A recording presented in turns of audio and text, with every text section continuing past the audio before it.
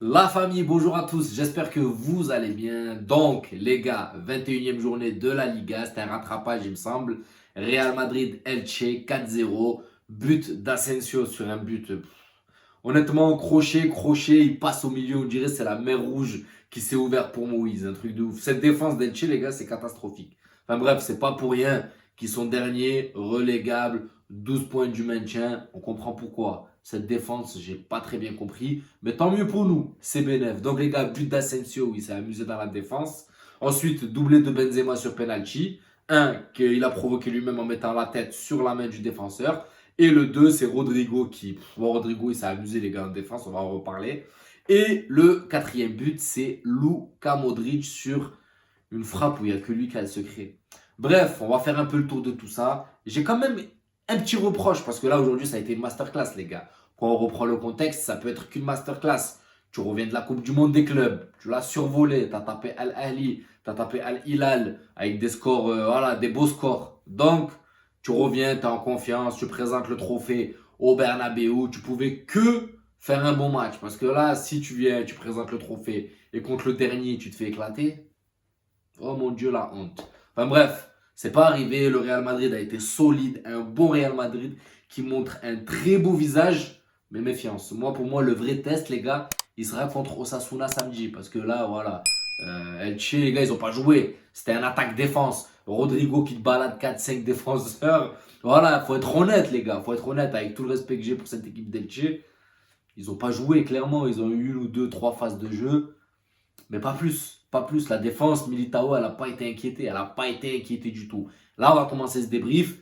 Et je commence avec cette défense. Déjà, ça fait du bien de retrouver un Militao en jambes. Clairement, on retrouve un Militao en jambes. Et je pense que son retour, il est au bon moment. Franchement, Ancelotti, je souligne ce point, il a toujours de la chance. Il récupère toujours ses cadres au bon moment. Au bon moment maintenant. J'espère qu'il ne les reperdra pas.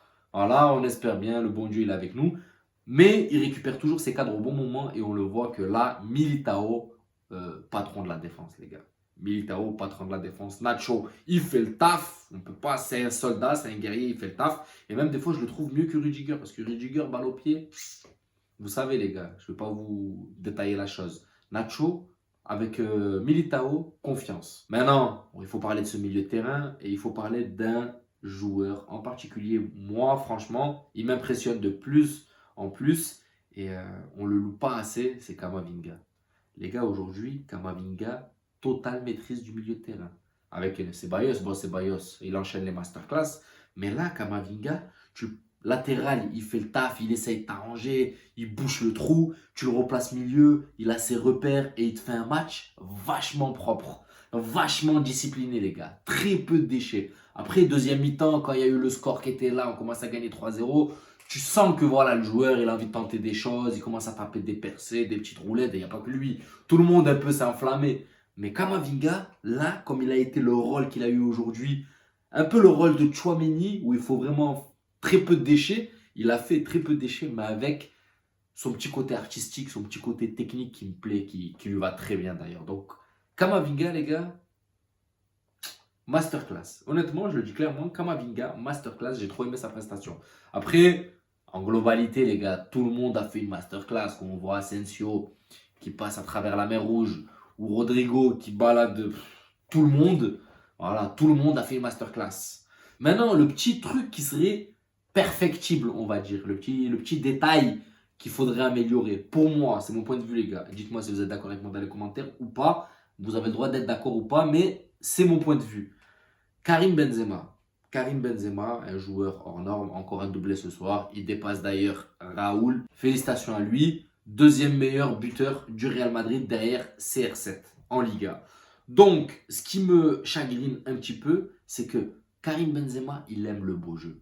Il aime tout ce qui est combinaison, tout ce qui est un jeu en triangle, en rajoutant un peu de fantaisie, les gars. Une petite talonnade par-ci, un petit crochet, une petite talonnade par là. Voilà, vous connaissez le jeu de Benzema. Je décroche, je fais un peu de fantaisie, un peu de combinaison en triangle. Mais des fois, je trouve qu'il ne faut pas surcombiner. Des fois, il vaut mieux mettre une frappe en plein lulu. Elle sera plus belle qu'une combinaison elle sera surtout plus profitable qu'une combinaison de 3, 4, 5 passes magnifiques. Tu te dis waouh, et à la fin, ça sort en touche ou en corner ou ça aboutit à rien. L'entrée de Modric, regardez les gars. Pas de combinaison, la balle elle arrive sur ses pieds, il regarde, il y a de l'espace, je frappe, but. Vous n'allez pas me dire que Benzema n'est pas capable de le faire, mais des fois Benzema, c'est ce que je dis, c'est il veut tellement bien faire et c'est tout à son honneur, c'est pour ça qu'on aime ce joueur. Il veut tellement bien faire et être dans la perfection que des fois, faut pas tomber dans la surcombinaison. Vous voyez ce que je veux vous transmettre? Des fois, tu vois qu'il y a moyen de jouer simple, de mettre une frappe placée et ça va rentrer. C'est Karim quand même, t'as une patte, t'as un pied, t'as le potentiel de mettre une frappe, de la cadrer dans le petit filet ou d'envoyer en lucarne comme t'as fait sur penalty ou quoi. Parce que en plus, ces combinaisons, ils les font vachement proches du gardien adverse. Donc il y a moyen de mettre une frappe, mais eux, ils combinent, presque à se dire limite, ils veulent rentrer avec le ballon dans les buts. Et des fois, voilà, il ne faut pas tomber sur la surcombinaison. Des fois, tu te dis, waouh, si ça passe, c'est magnifique. Mais des fois, vaut mieux une petite frappe en plein lucarne et ça fait but. Modric l'a fait juste après. Bon, après, Modric, c'est lui qui a le secret de ses frappes. Mais Modric l'a fait juste après, les gars. Regardez, Modric, il a fait juste après une frappe en plein Lulu, but. Et ça, c'est bon pour la confiance parce que Lucas, ces derniers temps, on avait vu le régime qu'avait baissé. Mais moi, je vous dis, Lucas n'a pas dit ces derniers mots. Profitez de ces joueurs. Je vous le dis tout le temps, les gars. Karim Benzema, Modric, Kroos, les anciens, les vétérans du Real Madrid, les gars.